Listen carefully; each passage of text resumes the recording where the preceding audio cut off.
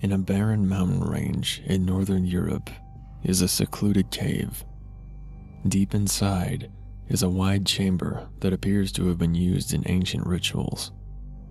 The walls of the roughly circular space are densely covered in cave paintings. At first glance, they seem much like those found in other caves in that part of Europe, rendered in red and brown ochres. Look closely, however, and you will see that the most common figures depicted are subtly non-human. They are humanoid, but slightly hunched, and while it is hard to be sure owing to the primitive style of the art, each figure appears to have two short, conical horns on its head, and a hint of a tail. Look more closely still, and you will find some more traditionally drawn human figures. They are being hunted by the others, run through with spears battered with stone axes. In some scenes, the horned figures appear to be roasting humans over open fires, or feasting on human-looking limbs. The paintings are disquieting, but they are just old pictures. The scenes they depict happened countless years ago, if they even happened at all. A determined traveler seeking shelter from a blizzard might decide to ignore the paintings and make camp. He may even light a fire. A well-used fire pit lies at the center of the room, slightly raised on a natural mound. Should a fire be lit there, wavering shadows will be cast onto the painted walls. For many, seeing their own silhouettes superimposed on those eerie paintings will be the last straw, driving them to try their luck outside with the snow. Others will stay. Sometimes nothing will happen.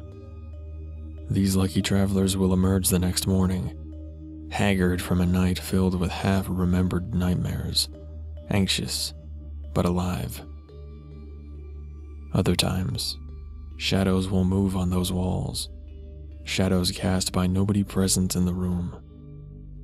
The wavering firelight will blur their outlines, making them hard to pick out, and some observers may believe them to be a trick of the light. Watch closely, though, and you will see that the shadows resemble hunched figures, perhaps with small horns, and maybe a hint of a stubby tail behind them. These figures will gravitate toward the shadows of those who are taking shelter in the cave. They may appear to stand over their sleeping forms.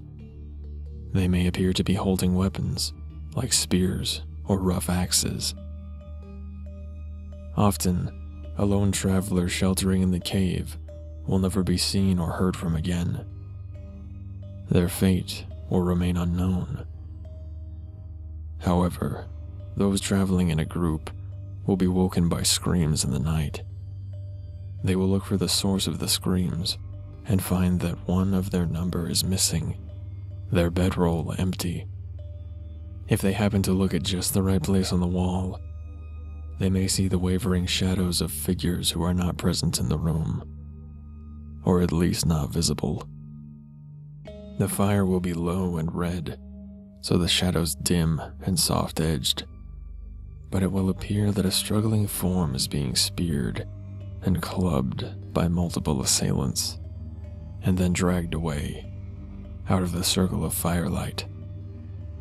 The screams will fade slowly, seeming to sink into the rocks themselves. And is that a new cave painting on the wall the next morning? Surely not. The ochre it is painted in is just as old and dry as all the rest. No. That picture of a man being gutted by horned figures must have always been there.